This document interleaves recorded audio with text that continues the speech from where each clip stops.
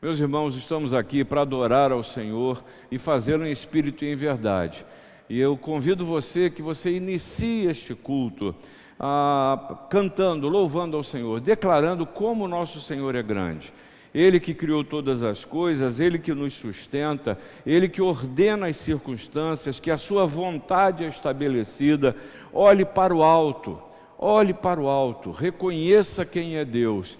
Para cultuar, eu preciso aprender a deixar de cultuar as circunstâncias e olhar para o Senhor e reconhecer que só o Senhor é Deus. Faça isso agora louvando ao Senhor.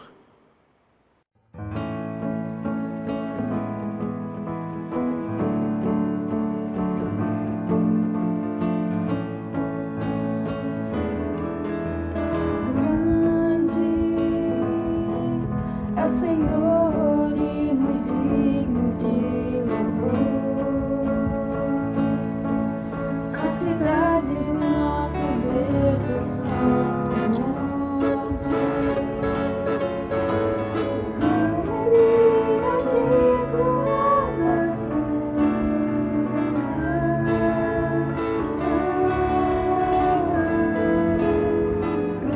grande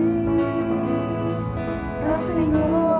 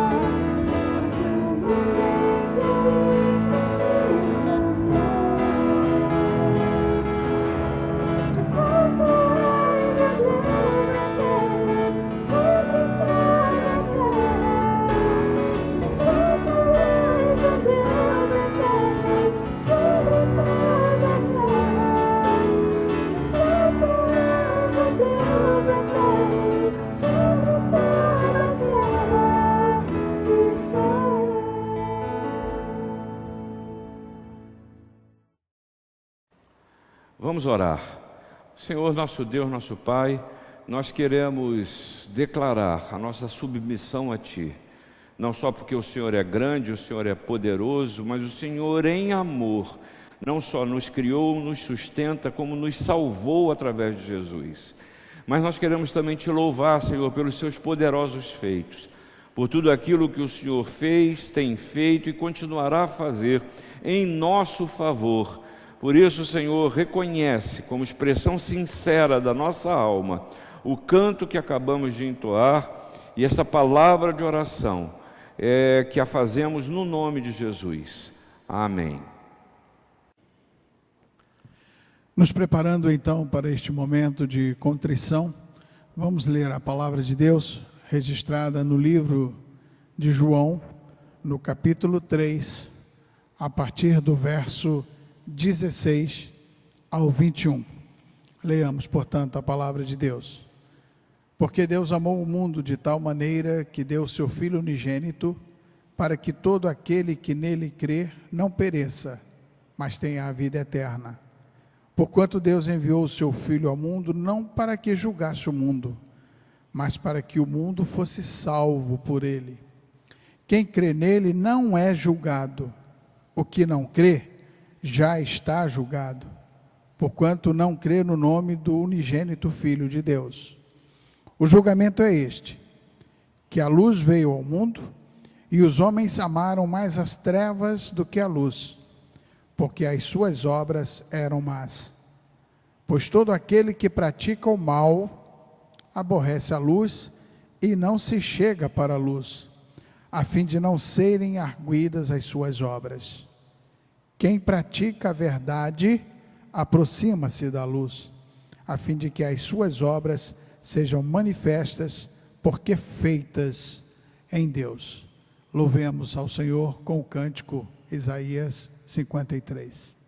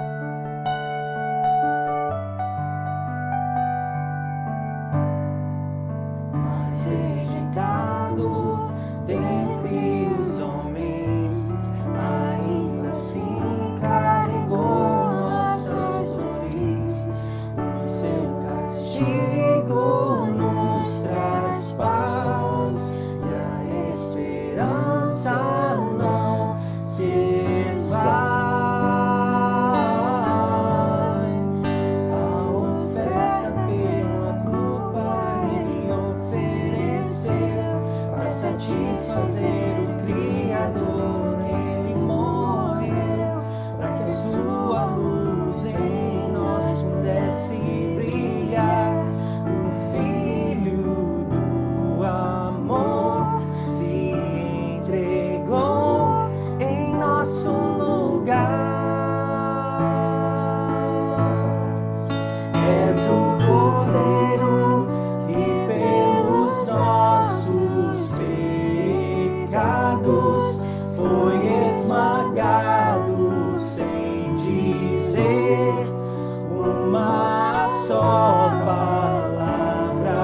se entregou aos cravos, derramou sua vida até a morte, provando a ira amarga, pra nos dar sua doce graça e nos fazer viver.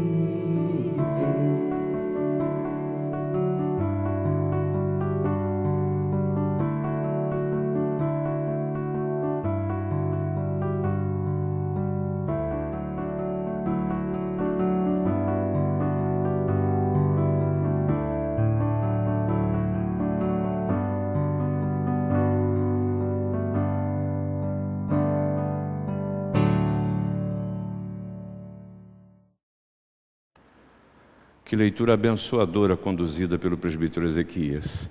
Você vê ali a ação de Deus em Jesus em prol de cada um de nós. Vemos ali toda a nossa humanidade e só em ler esse texto o desejo é se ajoelhar diante do Senhor e pedir perdão pelos nossos pecados.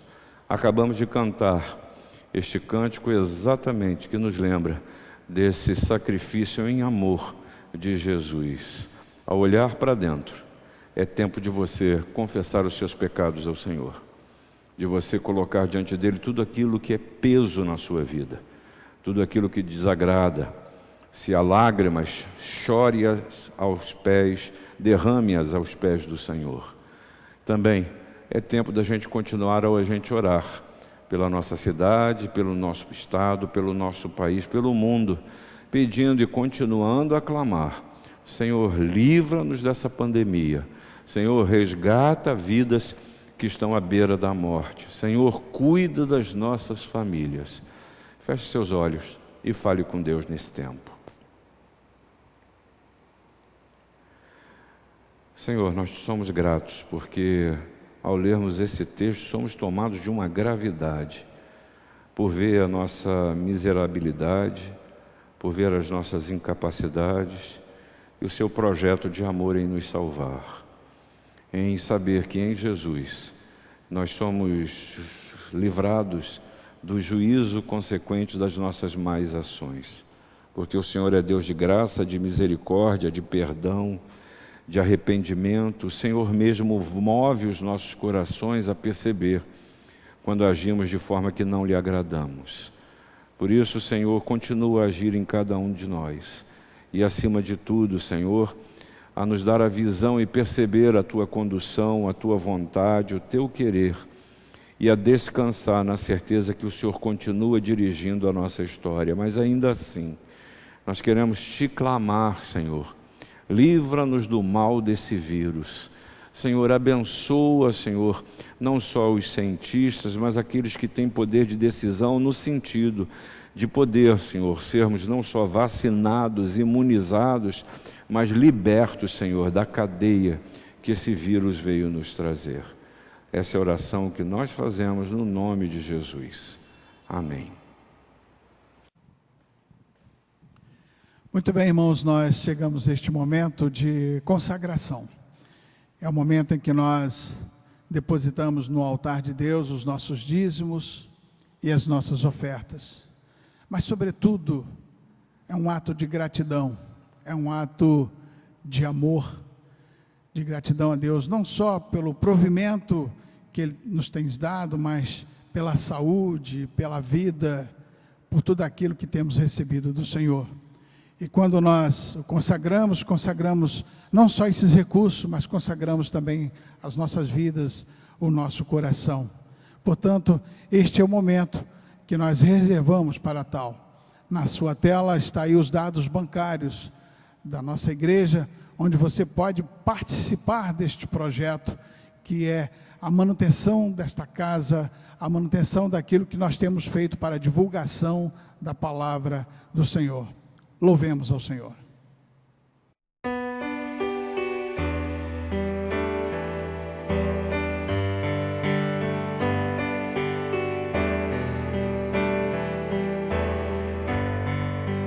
Graças eu te dou, Pai.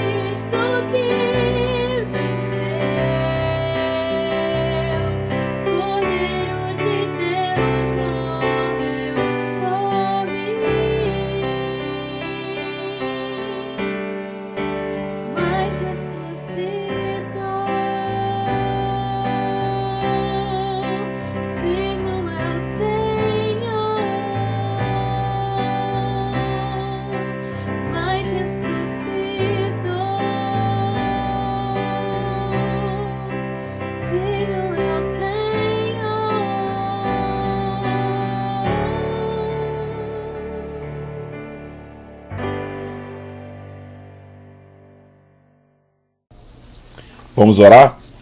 Senhor, obrigado por esse dia, obrigado por tudo, obrigado pela oportunidade que o Senhor nos concede nesse momento, Senhor, de poder estar te adorando, engrandecendo o teu nome, Senhor.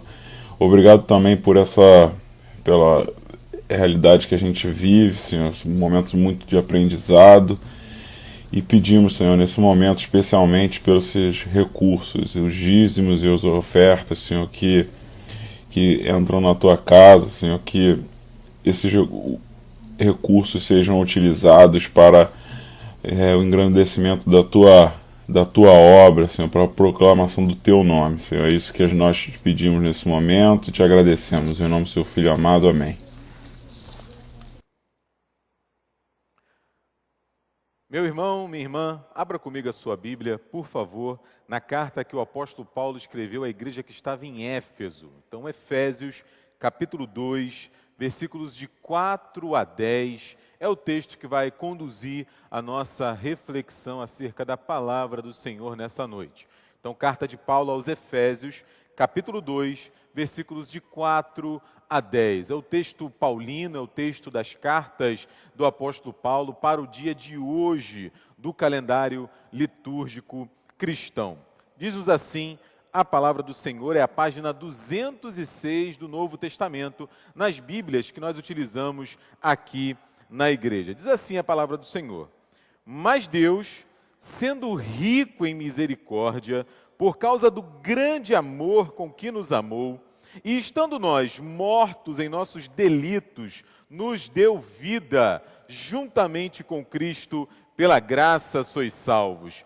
E juntamente com Ele nos ressuscitou, e nos fez assentar nos lugares celestiais em Cristo Jesus, para mostrar nos séculos vindouros a suprema riqueza da sua graça, em bondade para conosco em Cristo Jesus. Porque pela graça sois salvos, mediante a fé, e isto não vem de vós, é dom de Deus, não de obras para que ninguém se glorie, pois somos feitura dele, criados em Cristo Jesus, para boas obras, as quais Deus de antemão preparou para que andássemos nelas. Bendita seja a palavra do Senhor que nos abençoa, nos aconselha, nos acolhe. Meus irmãos, minhas irmãs, como nós sabemos bem, nós estamos vivendo a plena Quaresma, esse tempo, né, hoje especificamente é o 4º domingo da Quaresma, quando através do calendário litúrgico cristão nós temos esse tempo proporcionado para a reflexão sobre a nossa vida, para refletirmos sobre a nossa experiência com Deus, para examinarmos o nosso próprio coração. E o texto de hoje, aliás, os textos de hoje, o texto do Evangelho, né, que inclusive o presbítero Ezequias leu conosco aqui já nessa noite, chamam a nossa atenção para a misericórdia de Deus. Chamam a nossa atenção para a ação graciosa, compassiva de Deus em Cristo em nosso favor. Em tempos turbulentos, tempos difíceis, como são esses os que nós vivemos, de notícias que têm ferido o nosso coração, quando a gente vê o sofrimento em escala global, mas também muito perto de nós, sermos lembrados através da palavra de Deus que Ele nos ama, não apenas de palavras, mas que Ele age em nosso favor, Ele age através de atitudes concretas, demonstrando de forma inequívoca o seu cuidado e a sua compaixão com cada um de nós, sem dúvidas nenhuma, enche o nosso coração, renova a esperança, aumenta a nossa alegria. No texto diante de nós, nessa noite, nós vemos o apóstolo Paulo falando à comunidade, como diz o tema e o título da carta, né, a comunidade de Éfeso, né, exatamente falando sobre aquilo que Deus faz em Cristo em meu favor e em seu favor, especificamente no que diz respeito à salvação.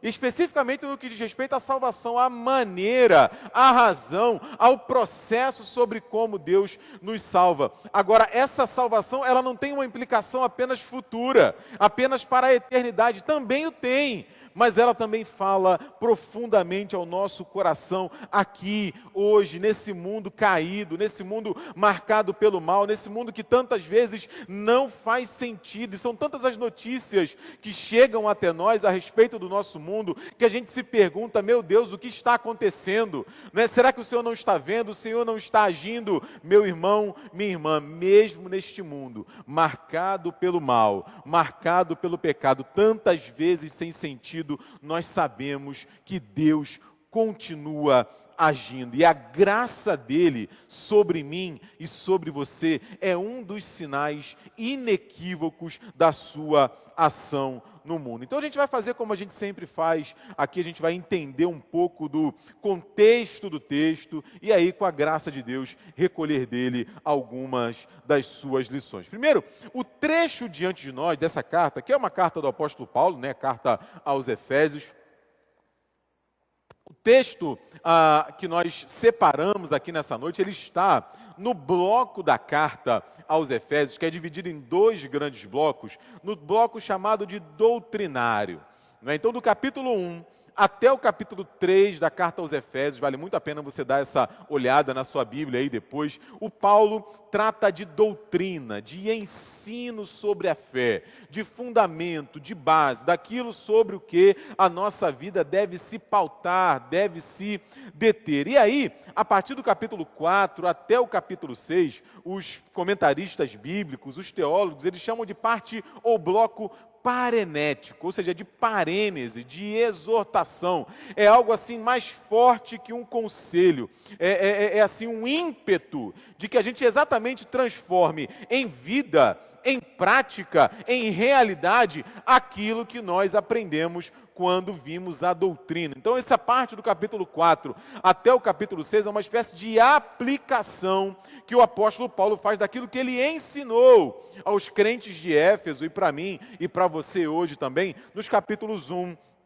a 3. É claro, a ideia é que a nossa ortodoxia, que fala daquilo que a gente crê, daquilo que a gente entende, da nossa fé, das nossas razões, ela seja, ela caminhe junto com a nossa ortopraxia, né, que é a prática da vida cristã fiel. Esse é o desejo do apóstolo Paulo. E quando a gente fala de doutrina aqui, a doutrina principal a que o apóstolo Paulo se refere nesse texto é exatamente a doutrina da justificação, não é? De como Deus nos torna justos através daquilo que Ele mesmo faz em Cristo ao longo da história, em meu favor e em seu favor. Ou seja, nós não somos justos, nós não estamos aqui diante de Deus orando, abrindo nosso coração, intercedendo, agradecendo, porque nós merecemos de alguma maneira.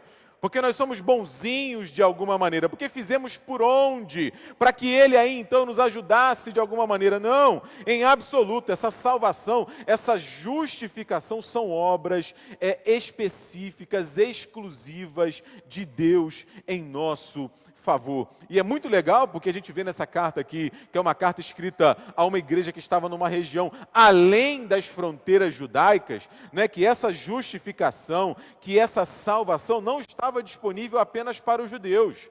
Né? Já naquele tempo, ela expande, ela vai além dos arraiais do povo, ali é criado diante da lei mosaica. Não, estava disponível para os gentios também. Estava disponível para os que moravam nas grandes cidades, como Roma, como Corinto, como a própria cidade de Éfeso, como também para as cidades pequenas. Estava disponível para os grandes, para os sábios, para os importantes daquele tempo, mas também para os pequeninos, para os humildes. Ou seja, está disponível para mim, está disponível para você também. Diz o apóstolo Paulo que ele nos deu vida quando todos nós estávamos mortos nos nossos delitos e pecados. E por que ele faz isso? Ele faz isso por causa do seu grande amor, diz o versículo 4 aí do capítulo 2, por causa da sua grande misericórdia. A gente vai ver isso então, como que isso se desenrola no nosso texto aqui nessa noite. Aí eu separei o texto também por blocos, então a gente vai ver aí os versículos 4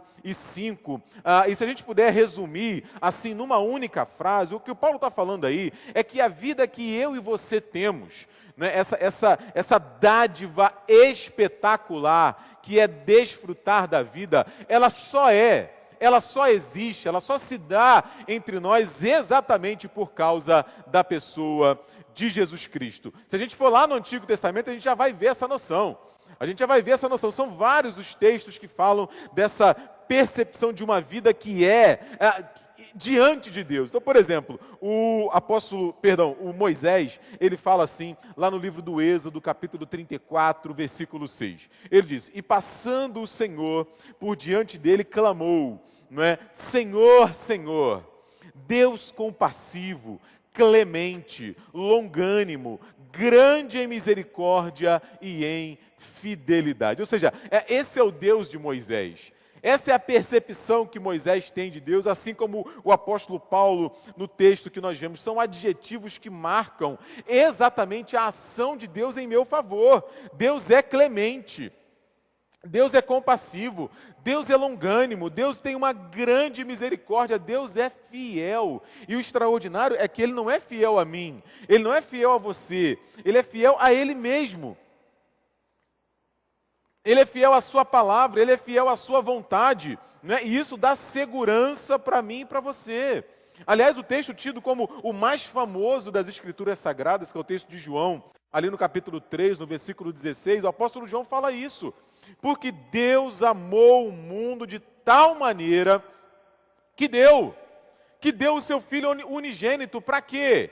Para que todo aquele que nele crê não pereça, mas tenha vida eterna. Ou seja, o amor, a misericórdia de Deus, elas se revelam não apenas em palavras, como eu disse agora há pouco, mas também em ação.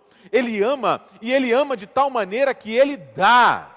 E Ele dá o quê? Ele não dá qualquer coisa. Ele dá o seu próprio Filho, que está muito longe de ser uma coisa, o seu único Filho. E para quê? Para que eu e você não pereçamos, para que eu e você tenhamos vida e vida abundante. É disso que o apóstolo Paulo está falando aqui. Ele está falando desse amor que age, desse amor que dá, né? E é por conta desse amor que é possível eu e você desfrutarmos da salvação, desfrutarmos da justificação, sejamos nós judeus, gentios, franceses, alemães, senegaleses, como o amigo lá do Renan, do meu irmão, né, o Laba, um grande amigo, né, que eu tive o prazer de conhecer também lá do Senegal, né? E o versículo 5 mostra exatamente que essa ação amorosa de Deus, ela está assim centralizada na pessoa do seu Filho Jesus Cristo. Quando ele diz que ele nos dá essa vida juntamente com Cristo, que essa vida que nós temos é vida por causa da pessoa de Jesus. Essa expressão ela vai aparecer em outro lugar, né? Numa outra carta paulina. Paulo diz assim, escrevendo à igreja de Colossenses, capítulo 2, versículo 13, ele diz: e a vós outros, que estáveis mortos pelas vossas transgressões, a mesma expressão que ele vai usar em Efésios 2, nós estávamos mortos nos nossos pecados. Aí ele fala, pela incircuncisão da vossa carne, pelo seu afastamento dessa aliança que Deus tem conosco, ele diz, Ele vos deu vida juntamente com Cristo.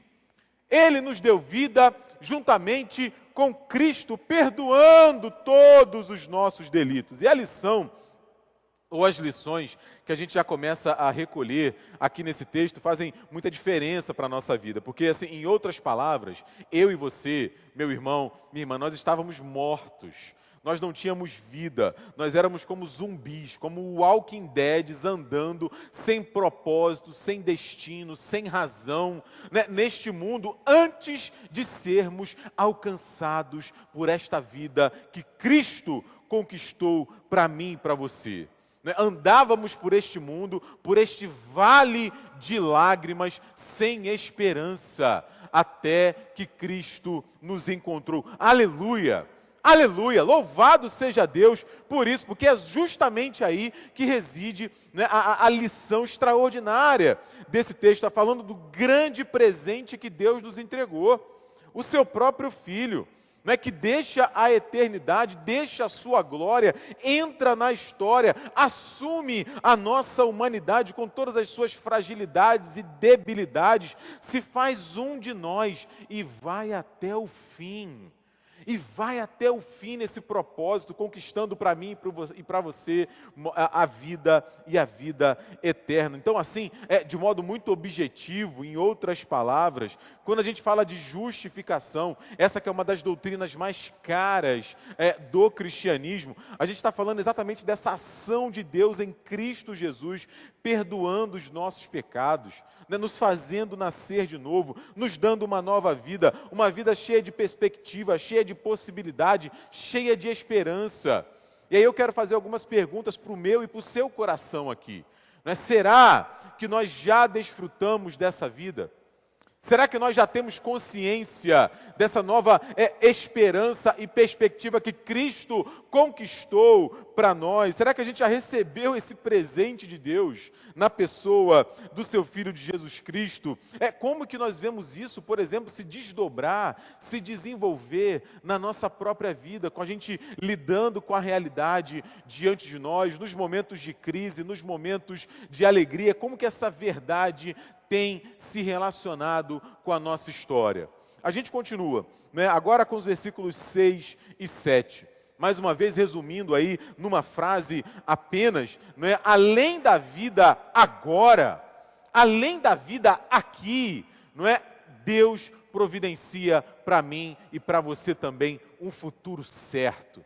Um futuro certo quando ele fala de ressurreição. O Paulo faz aqui nesses versículos 6 e 7, né, um exercício que ele também vai fazer em outros textos nas suas cartas. Então, por exemplo, ele faz isso em Romanos 8:30. Mas se você está com a Bíblia aí, vale a pena abrir e dar uma olhada lá em Romanos capítulo 8, versículo 30, quando ele fala, veja bem, quando ele fala de eventos que já ocorreram na eternidade, que Deus já realizou, mas que ainda não se realizaram na história. Como assim, Diego? Deus já fez na eternidade, mas ainda não se realizou na história. Vamos tentar entender isso.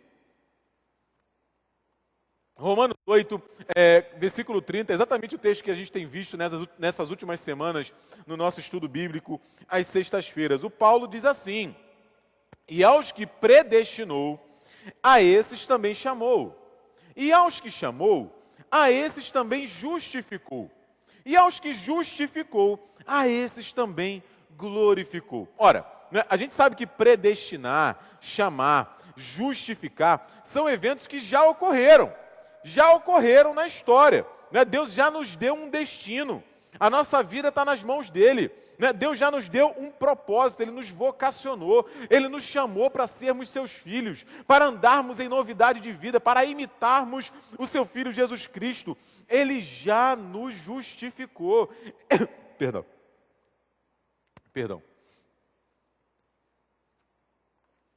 Ele já nos justificou, é disso que nós estamos falando aqui agora. Diz o apóstolo Paulo lá em Romanos 8:30 que ele também já nos glorificou. Só que a gente sabe que nós ainda não desfrutamos dessa glorificação.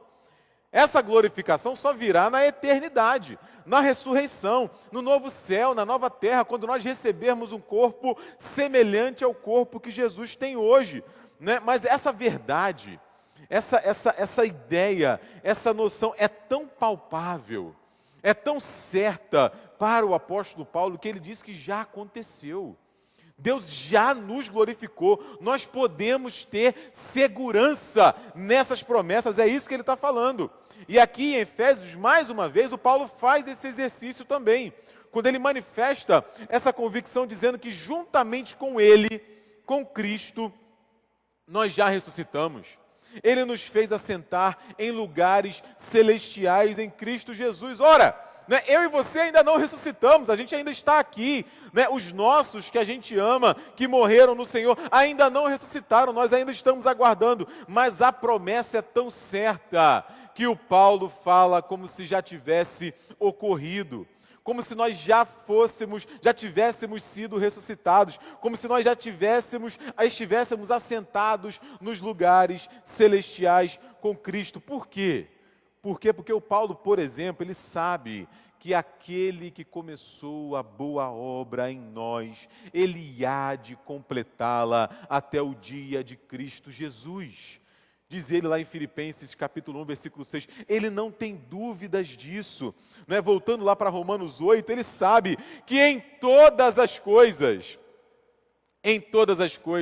nós somos mais que vencedores, por meio daquele que nos amou. Por isso, diz ele, eu estou bem certo que nem a morte, nem a vida, nem anjos, nem principados, nem coisas do presente ou do porvir, nem altura, profundidade, nem qualquer outra criatura pode nos separar do amor de Deus, meu irmão, minha irmã. Nada pode nos separar desse futuro certo que Deus já providenciou para mim e para você. Falando sobre essa convicção que a fé em Deus nos dá, há uma frase muito famosa que eu já devo ter citado em algum momento para você, e certamente você já deve ter ouvido, do C.S. Lewis, que ele fala sobre isso. Ele diz, eu acredito no cristianismo como eu acredito que o sol nasce todo dia. Não apenas porque eu vejo o sol, mas porque através do sol eu vejo tudo ao meu redor. Então essa convicção desse futuro certo, ela lança luz sobre a minha vida no presente hoje. A maneira como eu creio a respeito do meu futuro, do que vai acontecer comigo depois que eu morrer, da confiança que eu tenho em Deus, que vai além dessa vida, como o próprio Paulo fala lá na primeira carta aos Coríntios, no capítulo 15, vai fazer toda a diferença em como eu cuido da minha vida hoje. Como eu me relaciono, como eu gasto o meu dinheiro, como eu cuido do meu corpo, como eu trato os meus filhos, a minha esposa, o meu marido, os meus amigos, como eu trabalho. Então, o Paulo está falando aqui, para mim e para você hoje, que a vida que nós temos não é só aqui, o presente, o agora, o 2021, o 2022, 2023, quando esse vídeo, de repente, alcançar você. Não. E aí eu quero fazer algumas perguntas aqui novamente para o meu coração e para o seu, né? Recolhendo percepções acerca desses versículos. Em quem, meu irmão, minha irmã, nós temos confiado? Em quem nós temos confiado, seja no âmbito político, seja no âmbito pessoal, aonde reside a nossa confiança, a nossa esperança para esse tempo presente e para o futuro também? Não é? Por que o nosso coração tantas vezes fica angustiado, fica apertado? Por que a gente tantas vezes está em crise acerca do futuro que a gente não conhece, que a gente não controla? Se a palavra de Deus está nos dizendo que Deus já cuidou de tudo. Não é, Diego, eu não vou me preocupar, não é, eu não vou ficar angustiado de alguma maneira. Sim, a gente se preocupa, é claro. Aliás, a preocupação é até um sinal de responsabilidade. É claro que a gente se preocupa, mas a gente ser tomado por uma angústia que nos limita, que nos paralisa, que nos trava, né, é um sinal de que a gente está com alguma dificuldade de entender aquilo que Deus está falando ao nosso coração. Se Deus já prometeu para a gente vida, e vida abundante, abundante da sua graça, da sua presença, da confiança nele aqui e agora, e também um futuro certo, nós não temos motivos para nos desesperar, para perdermos a esperança. Aliás, foi o próprio Cristo quem falou isso. Ele disse, no mundo vocês terão aflições. No mundo vocês enfrentarão aflições, e quantas aflições eu e você nós temos enfrentado nesse período histórico. Mas ele disse também, tem de bom ânimo. Tem de bom ânimo, por quê? Porque eu venci o mundo. E é extraordinário porque o próprio Cristo faz esse exercício que o Paulo faz.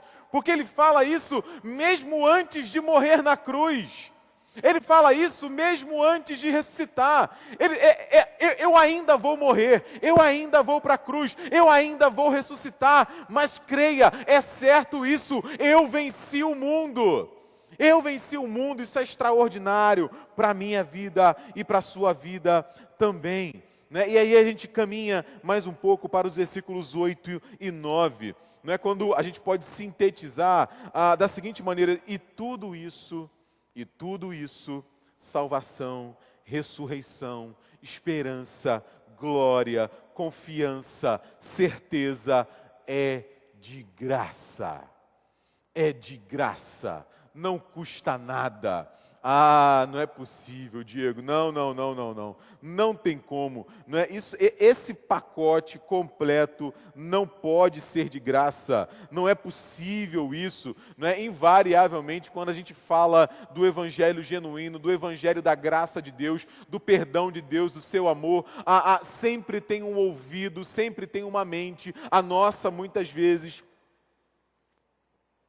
que pensa assim: isso não é possível. Né? Onde é que está o golpe, ô Diego? Né? Para onde que está a câmera? Para onde que eu tenho que olhar? Porque não é possível que tudo isso seja de graça. Isso é pegadinha, né? Isso é golpe, não é? No domingo passado, a gente conversava com a Maria Luísa, filha da Gisele e do presbítero Maurício Burazeschi, candidato ao Sagrado Ministério do nosso presbitério.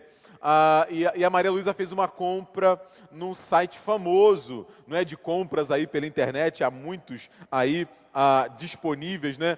E ela recebeu, pasme, a foto do produto que ela estava imaginando comprar. A propaganda estava toda ali induzindo a Maria Luísa e todo comprador a imaginar que estava comprando o produto em si. E qual foi a surpresa dela quando ela abre o pacote que chega na sua casa e o que havia era uma foto do produto. Era um golpe. Era um golpe.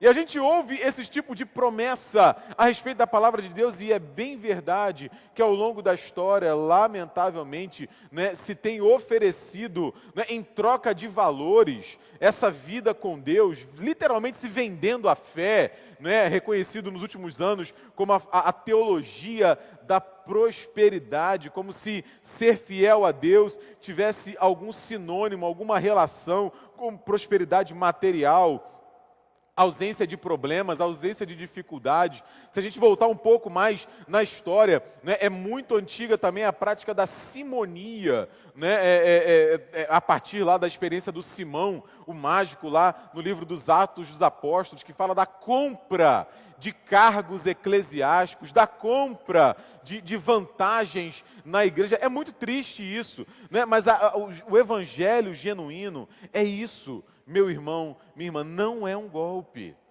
O apóstolo Paulo está falando que tudo isso é de graça.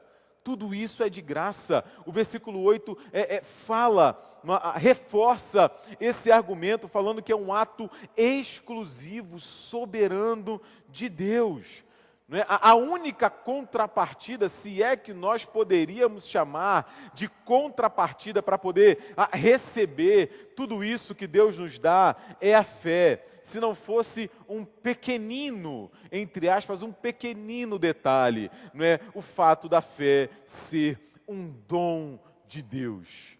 Nós cremos em Deus pela fé e recebemos essa salvação, essa graça, essa misericórdia, essa confiança, essa certeza pela fé que Ele mesmo põe em nosso coração. Essa resposta, né, esse requisito de fé também é um presente do próprio Deus. É Ele quem nos dá essa fé. Por isso, as lições que ficam para nós aqui desses versículos 8 e 9, né, uma maneira da gente verificar no nosso coração, na nossa vida, é exatamente como que essa fé está atuando na nossa história. Como que essa esperança em Deus está se revelando na nossa vida. Então, por exemplo, algo que acontece a partir do momento que a graça de Deus atinge o nosso coração, a fé abre os nossos olhos e faz cair as escamas, a cegueira espiritual, é que invariavelmente nós nos tornamos parte da igreja. Nós somos encaminhados à igreja. nós somos levados por Deus à igreja, para a vida comunitária, para isso que eu e você estamos fazendo aqui, ainda que de forma virtual, ainda que de forma eletrônica, à distância, mas nós estamos mantendo a nossa união, a nossa comunidade, estamos alimentando um ao outro, abençoando um ao outro. O reverendo Miguel falou sobre isso no domingo passado, durante o seu sermão no culto matutino. Vale muito a pena você dar uma olhada, ouvir o sermão, refletir ali sobre o testemunho da Noemi e as escolhas da Orfa e da Ruth. Bênção de Deus, o reverendo Miguel falou sobre isso. Embora ele tenha tido a experiência dele de conversão na sua casa, não é? Através da leitura do texto do Evangelho de João, do capítulo 14, essa experiência encaminhou ele para a igreja, para servir a igreja, para abençoar a igreja, para ser servido pela igreja, para ser abençoado pela igreja. O pastor Tiago Cavaco, pastor português da Igreja Batista da Lapa, lá em Lisboa, ele fala isso também. Ele fala que, assim, se por um lado nós não somos salvos pela igreja, né? É claro que não, nós somos salvos por Jesus, nós somos salvos por Deus, pelo sacrifício de Jesus, pela ressurreição de Jesus. Por outro lado, é inequívoco, é inegável que nós somos salvos também para a igreja, para a vida comunitária. Não existe a vida cristã apartada da vida comunitária. Não tem como. Esse é um sinal. Esse é um sinal para a gente examinar na nossa vida como essas verdades têm impactado a nossa realidade. A gente reconhece, por exemplo, num outro ponto, a importância da vontade de Deus nas nossas vidas. A importância da palavra de Deus nas nossas vidas. A gente reconhece que a vontade de Deus é boa, perfeita e agradável. E a gente examina no nosso coração como essa vontade tem impactado a nossa vida, tem tocado as nossas escolhas, tem transformado de alguma maneira as nossas relações. A gente assume. Também o Paulo vai continuar dizendo aí no versículo 9, como alguém já disse muito bem, não é que nós não somos salvos por obras que nós realizamos. Não é? Nós realizamos boas obras exatamente porque nós já fomos salvos. E aí ficam algumas perguntas aqui para o meu coração e para o seu, à luz desse texto. Não é? É realidade na minha vida essa fé, essa confiança de que eu sou salvo pela graça? É realidade isso? Não é? Ou eu fico tentando de alguma maneira pagar, de alguma maneira retribuir essa salvação, imaginando que eu posso ser merecedor da bênção de Deus? Não é? É realidade na minha vida essa fé, essa confiança na maneira como eu respondo a Deus por esse presente maravilhoso de graça que Ele me deu, gratuito que Ele me deu? Como é que tem sido, no final das contas, a minha caminhada cristã? Como é que tem sido a minha relação com a igreja? Como é que tem sido a minha relação com a vontade de Deus para mim, com a vontade de Deus para você? São perguntas que a gente deve fazer ao nosso coração. E aí a gente chega no versículo 10, já caminhando aí para o final da nossa reflexão nessa noite. No versículo 10, no final dessa perícope, o apóstolo Paulo ele reforça esse argumento que ele começa aí no versículo 9, quando ele diz que nós fomos criados em Cristo, nós somos feitura de Deus para aquilo que Ele mesmo já preparou. O versículo 10, como eu falei, que conclui essa perícope, reforça esse capítulo,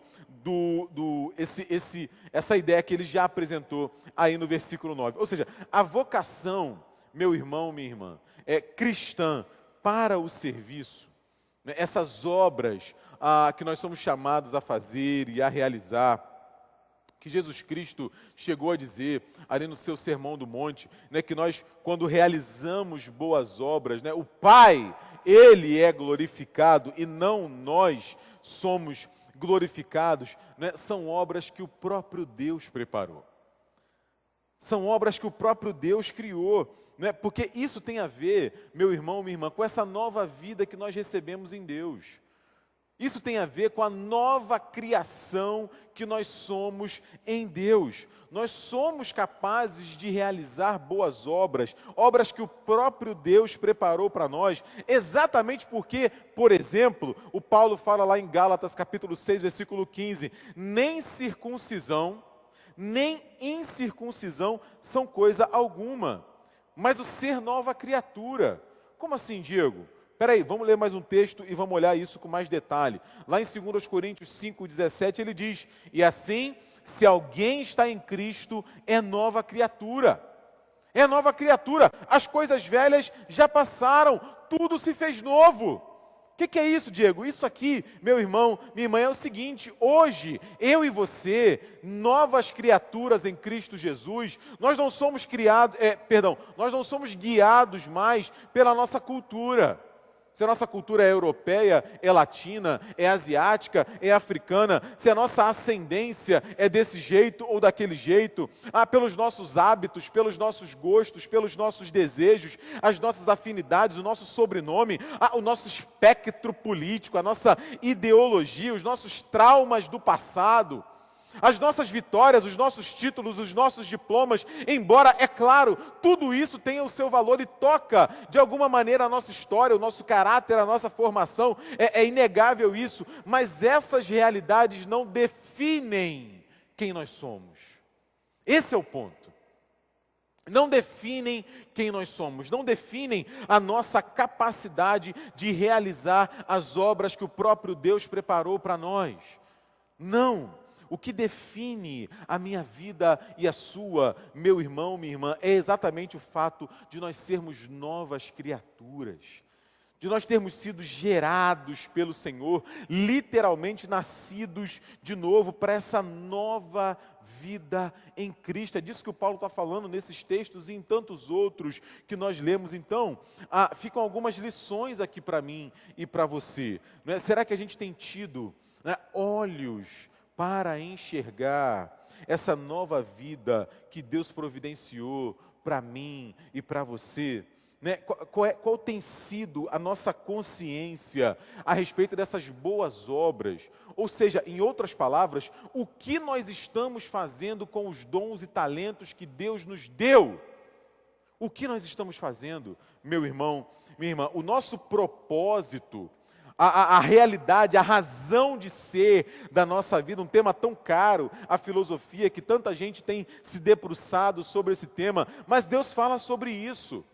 Esse propósito, essa razão já nos foi apresentada por Deus em Cristo. Nós nascemos para andar com Deus. Diz lá o nosso breve catecismo que o fim principal do homem, da mulher, do ser humano é glorificar a Deus, é gozá-lo para sempre. Ou seja, é reconhecer o seu poder e a sua glória e desfrutar desse poder e da sua glória que se revela na minha vida e se revela na sua vida também. E aí, qual é a resposta que nós temos dado a isso? Qual é a resposta que nós temos dado a isso? O tempo, meu irmão, minha irmã da Quaresma, sempre é um convite a uma reflexão interior. Né? É um tempo de revisão de vida. Né? E o texto de hoje nos lembra exatamente dessas doutrinas tão caras à nossa história com Deus. A salvação, a justificação nos lembram que a nossa vida está nas mãos do Senhor. Não é que se nós temos vida porque Cristo conquistou a vida para nós. Se nós vamos ressuscitar, se a nossa história não acaba aqui nesses poucos 60, 70, 80, 90 anos, é porque Cristo morreu e ressuscitou por nós. Se a gente realiza, se nós capazes de fazer coisas boas, que nos orgulham, é claro, e que sobretudo glorificam a Deus, não é porque nós somos especiais, não é porque nós temos alguma vantagem sobre aquele que eventualmente ainda não crê, mas é porque o próprio Deus preparou isso para nós e nos capacita a realizá-las. Né? E aí essas verdades, meu irmão, minha irmã, devem gerar sim no meu coração e no seu a cada dia, em primeiro lugar, um senso profundo de gratidão. Em primeiro lugar, um senso profundo de gratidão. Né? Sejamos gratos a Deus pela vida que Ele nos deu. um exercício constante de humildade, de uma consciência dependente da graça de Deus, dessa maravilhosa, dessa imensa graça de Deus, a confiança, em terceiro lugar, a confiança de que Deus ele não está ausente da história. Ele continua agindo, Ele continua trabalhando, Ele trabalha em nós, Ele trabalha através de nós, Ele trabalha através da sua igreja, Ele trabalha de formas que nós muitas vezes nem percebemos, e isso tudo nos permite desfrutar hoje, aqui e agora, a bênção de sermos filhas, de sermos filhos de Deus. O apóstolo Paulo reconhece isso, quando ele diz, mas Deus, sendo rico em misericórdia, por causa do grande amor com que nos amou, e estando nós mortos nos nossos delitos, nos deu vida juntamente com Cristo, pela graça sois salvos. Que essas verdades, meu irmão, minha irmã, abençoem a minha vida e a sua, e que a nossa fé nessas doutrinas se tornem realidade na nossa caminhada para a glória do nome do Senhor. Que Deus te abençoe, em nome de Jesus. Amém?